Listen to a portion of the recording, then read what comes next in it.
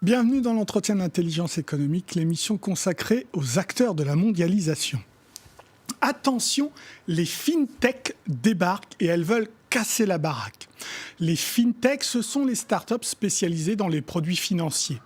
Elles viennent directement concurrencer les acteurs traditionnels, essentiellement les banques et les assurances. Leur potentiel de développement est gigantesque. Rien qu'un chiffre. D'ici 5 ans, c'est plus de 150 milliards de dollars qui seront investis dans les fintechs. Pour parler de ce nouveau et juteux marché, je reçois Michel Delabellière du cabinet Deloitte qui suit les questions liées à l'industrie financière. Bonsoir, bonjour. Bonjour. Quelle est votre définition simple des fintechs ? Alors, fintech, c'est la contraction de financial services et de technologie. Donc, de manière très simple, ce sont des entreprises, parfois anciennes, parfois beaucoup plus récentes, qui mêlent la technologie, la mettent au service de tous les services financiers que vous utilisez au jour le jour pour donner une expérience client plus agréable et puis bien souvent aussi des conditions de marché, des conditions de prix beaucoup plus avantageuses que les acteurs traditionnels. Donc je disais, on les trouve dans la banque, dans l'assurance, c'est ça ou autre ? Alors vous les trouvez aujourd'hui surtout dans la banque et dans l'assurance, mais elles investissent aussi des secteurs qui ne sont pas celui du grand public, comme par exemple les marchés financiers. Et alors concrètement, si je suis un particulier, qu'est-ce que peuvent m'apporter les fintechs par rapport à mon assurance ou à ma banque ? Alors là, il faudrait qu'on ait des heures devant nous pour pouvoir en parler, parce que si on prend les services que vous utilisez au quotidien, déjà, ça peut être simplement votre compte bancaire et tous les moyens de paiement que vous avez à votre disposition. Il y a des entreprises comme Number 26, qui est une société allemande, toute récente, qui vous propose d'ouvrir un compte en moins de 8 minutes, ce qui est tout de même une performance quand on connaît l'expérience actuelle. Ça peut être également dans tout ce qui est agrégation de comptes, avoir un seul portail qui vous donne toute votre situation. Ça peut être en termes d'assurance, la renaissance de la mutualisation, par exemple, parce qu'un assureur, il prend les risques de plusieurs personnes, les met ensemble, sachant que tout le monde n'aura pas de problème en même temps. D'accord. Eh bien, aujourd'hui, vous avez également des entreprises qui vous permettent en quelque sorte de vous passer d'un assureur. C'est vous-même qui vous mettez en groupe avec des gens que vous connaissez sur Internet pour renaître cette notion de l'assurance et de la mutualisation. Vous dites dans l'une de vos études que c'est pas très connu en France. Est-ce que c'est plus connu ailleurs et où dans ce cas ? Alors, c'est beaucoup plus connu dans le monde anglo-saxon, si on veut faire simple. Pourquoi ? Parce que dans la nature du système social du pays anglo-saxon, très tôt, les gens sont amenés à s'intéresser à la gestion de leur argent, ne serait-ce que pour préparer leur retraite. On a moins ce souci-là en France, même si ça commence évidemment à émerger. Et c'est pour ça que la prise en compte, la prise de conscience et l'avènement de ces fintechs est surtout parti de pays comme évidemment les États-Unis. Un autre hub important, c'est le Royaume-Uni, mais il faut aussi compter en Asie avec Singapour, Hong Kong et puis en Australie par exemple. Et est-ce qu'elles sont comme Uber ? Est-ce qu'elles cassent un petit peu des schémas traditionnels ? Est-ce qu'elles viennent concurrencer pour le coup là, les banques, les assureurs traditionnels ? Alors il y a deux familles si on peut dire. Il y a effectivement certaines de ces startups, j'ai cité Number 26, qui viennent frontalement concurrencer les banques. Il y en a d'autres qui sont plutôt complémentaires. Elles viennent apporter un service que les banques ou les assureurs pourront offrir à leurs clients.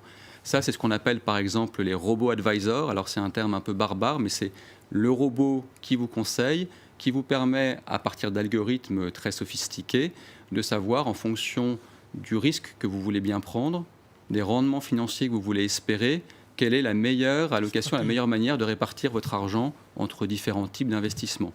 Ça, eh bien, c'est un service qui peut être offert directement au client, mais c'est aussi un service qu'on peut mettre à disposition d'autres conseillers bancaires, par exemple, pour que lui-même vous offre un meilleur conseil. Je suppose que, en ce qui concerne les startups issues de la fintech, elles sont plus souples et elles rentrent plus facilement dans un marché et elles doivent d'autant plus concurrencer les acteurs traditionnels, poids lourds. Alors ça, c'est tout à fait vrai. Ce dont il faut avoir conscience, c'est que ces fintechs, elles sont beaucoup plus petites aujourd'hui, évidemment, que les acteurs traditionnels, et elles poursuivent un seul objectif, celui pour lequel elles ont décidé de développer leur service. Donc toute leur énergie est tournée vers cet objectif, vers l'amélioration du service, vers la proposition de nouveaux services éventuellement. Là où les acteurs traditionnels, eh bien, ils ont aussi à gérer tout l'existant, parce qu'ils ont des clients aujourd'hui, et souvent des millions de clients qui ne sont pas encore passés à cette logique de fintech. Et puis, ils ont tout le poids de la réglementation, dont les fintech ne sont pas exemptés, mais néanmoins qui s'appuient avec infiniment plus de poids finalement sur les acteurs traditionnels. Vous disiez qu'à la pointe étaient les anglo-saxons. Est-ce que du coup ils ont un avantage concurrentiel sur les autres pays, et notamment la France, ou plus généralement les autres pays qui ne sont pas dedans encore? Alors, de fait, ils ont un temps d'avance, pour plusieurs raisons, à la fois puisque ce sont des écosystèmes, comme on dit, ça veut dire que des startups de même domaine se renforcent mutuellement puisqu'elles développent tout le pool de compétences dont elles ont besoin. Les capitaux affluent plus facilement quand on a cette agrégation et ces gisements de startups. Donc ça, c'est effectivement un avantage.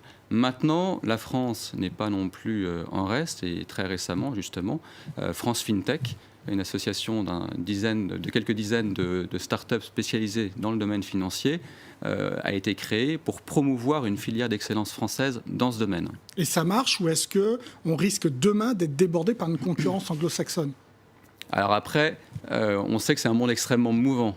Donc les anglo-saxons auront toujours forcément des moyens qui ont déjà commencé à être développés, et puis en s'appuyant sur tous les écosystèmes qui peuvent exister.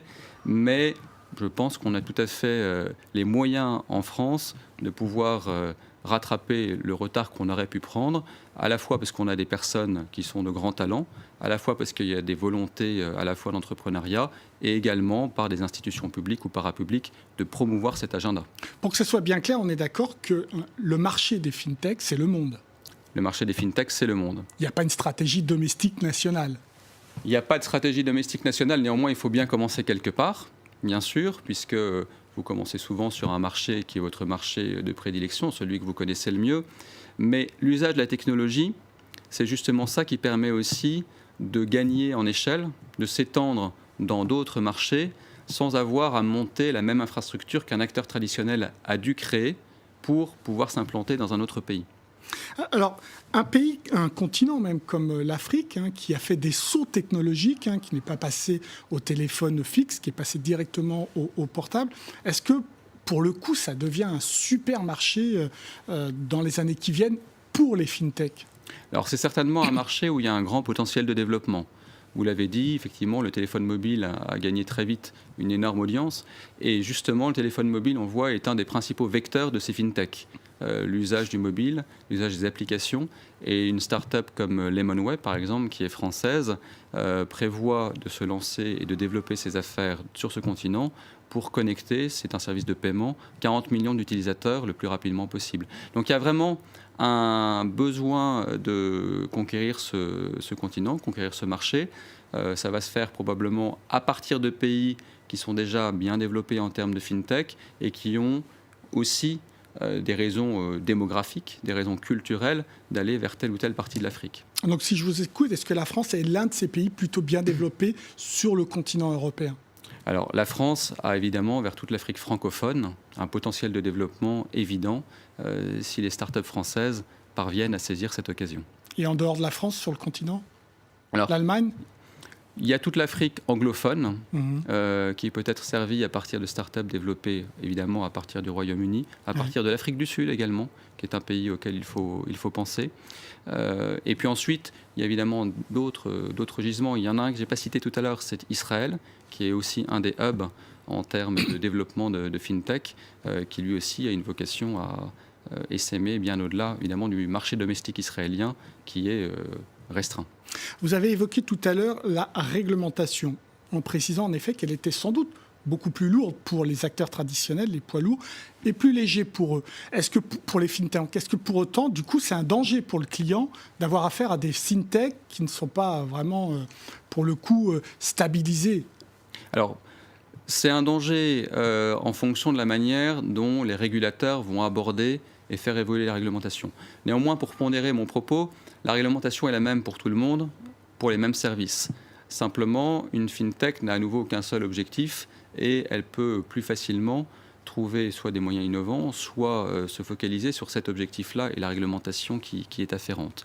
Mais effectivement, on voit, et c'est un des facteurs qui fait que certains pays prennent de l'avance en termes de développement de fintech, c'est l'approche des pouvoirs publics et leur volonté d'adapter la réglementation, en tout cas d'aider les fintechs à faire face à un certain nombre de risques réglementaires, un certain nombre de risques techniques également, qui permettront d'accompagner l'essor de tout ce secteur d'activité. Mais là encore, ce n'est pas une stratégie nationale, ça vient de Bruxelles, je suppose, la réglementation des fintechs qui appartiennent aussi à l'ensemble de la réglementation de tout ce qui est secteur financier et bancaire, non ? Alors, la réglementation de l'ensemble du secteur financier et bancaire est effectivement bruxelloise, effectivement à l'échelle du continent européen. Néanmoins, il y a ensuite toute la volonté locale de promouvoir ce secteur d'activité qui vient aussi faire la différence à ISO-réglementation entre un hub qui va se développer plus vite que d'autres. Et là, il y a une vraie volonté, j'allais dire, politique pour soutenir les fintechs en France ? Alors, cette volonté politique, effectivement, elle se développe. Je pense qu'un des premiers jalons, c'était en 2014, les législations sur le financement participatif, qui ont permis le développement de tout ce pan d'activité. Ensuite, on sent bien dans les déclarations des différents ministres dont c'est la responsabilité, leur volonté de pousser cela. On peut citer aussi l'initiative de la Caisse des dépôts et consignations qui a regroupé un certain nombre d'acteurs du monde financier, par exemple, pour travailler sur les thèmes liés à la blockchain, qui est une incarnation particulière des fintechs. Sur laquelle on reviendra, la blockchain. Mais pour l'heure, c'est terminé. Merci, Michel de la Bellière, pour vos réponses. L'entretien est terminé, mais comme d'habitude, vous pouvez les retrouver sur france24.com. En attendant, restez avec nous, car l'information continue sur France 24. Au revoir.